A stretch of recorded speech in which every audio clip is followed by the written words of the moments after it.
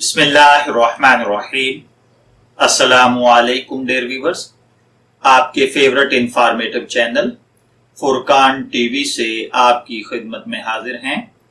ہمارا آج کا موضوع گفتگو ہے جزا اور سزا اس دنیا میں کیوں نہیں دی جاتی۔ تو دیکھیے پیارے بھائیوں، اس میں اللہ تعالیٰ کی حکمت یہ ہے کہ اگر اسی دنیا میں ہر برائی اور بھلائی کی سزا اور جزا مل جایا کرتی تو پھر یہ زندگی امتحانی زندگی نہ رہتی، کیونکہ اللہ تعالیٰ نے اس دنیا کو امتحان کی دنیا بنایا ہے اور جزا و سزا کو یعنی عذاب اور ثواب کو غیب کے پردے میں رکھا ہے۔ انبیاء علیہ السلام کے ذریعے یہ اعلان فرمایا کہ جو کوئی یہاں میرے احکام کی فرما برداری کرے گا اور نیکی کی زندگی گزارے گا، میں اس کو آئندہ زندگی میں یہ انعام دوں گا۔ جو کوئی سرکشی کرے گا اور نافرمانی و بدکاری کرے گا یا بدکرداری کی زندگی گزارے گا، میں اس کو ایسی ایسی سزائیں دوں گا۔ تو اگر بالفرض ہر برائی بھلائی کا بدلہ اسی دنیا میں ہاتھ کے ہاتھ اور نقد مل جایا کرتا تو یہ امتحان نہیں ہو سکتا تھا۔ پھر تو ہر آدمی نافرمانی سے اسی طرح بچتا جس طرح آگ میں کودنے سے ہر شخص بچتا ہے، اور نیکی کرنے کے لیے ہر ایک اسی طرح مجبور ہوتا جس طرح کھانے پینے کے لیے مجبور ہوتا ہے، اور پھر عذاب و ثواب بے معنی ہو جاتے۔ اس کے علاوہ ایک وجہ جزا اور سزا کو دوسرے عالم میں رکھنے کی یہ بھی ہے کہ اللہ تعالیٰ اپنے فرما بردار بندوں کو جو صلہ اور انعام دینا چاہتا ہے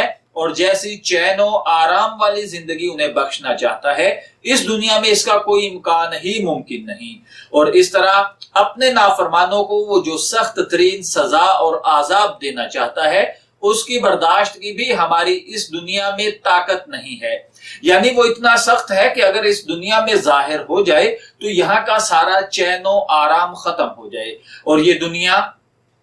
ختم ہو کر یا پھر صرف ایک سی ہو کر رہ جائے۔ یہ دنیا تو بڑی کمزور اور بہت محدود طاقت رکھنے والی دنیا ہے، اور پھر اس کا نظام ایسا ہے کہ اس میں راحتیں اور تکلیفیں ملی جلی ہیں۔ اللہ تعالیٰ اپنے فرما بردار بندوں کو ان کی روحانی اور اخلاقی نیکیوں کے صلے میں جو چین اور آرام کی زندگی دینا چاہتا ہے وہ کسی ایسی ہی جگہ اور ایسے ہی کسی عالم میں ممکن ہے جہاں کسی تکلیف کا گزر نہ ہو اور وہاں صرف بہار ہی بہار ہو، اور اسی طرح اپنے مجرموں اور نافرمانوں کو ان کی اخلاقی اور روحانی بدکرداریوں کی جو سخت ترین سزا اور جو دردناک عذاب دینا چاہتا ہے وہ کسی ایسے ہی عالم میں ممکن ہے جہاں بس دکھ ہی دکھ اور تکلیف ہی تکلیف ہو۔ بہرحال اللہ تعالیٰ کا فیصلہ یہی ہے کہ وہ بندوں کے اچھے برے اعمال کی جزا اور سزا اس دنیاوی زندگی کے بعد والی زندگی میں دوسرے عالم میں دے گا۔ بس وہی عالم آخرت کا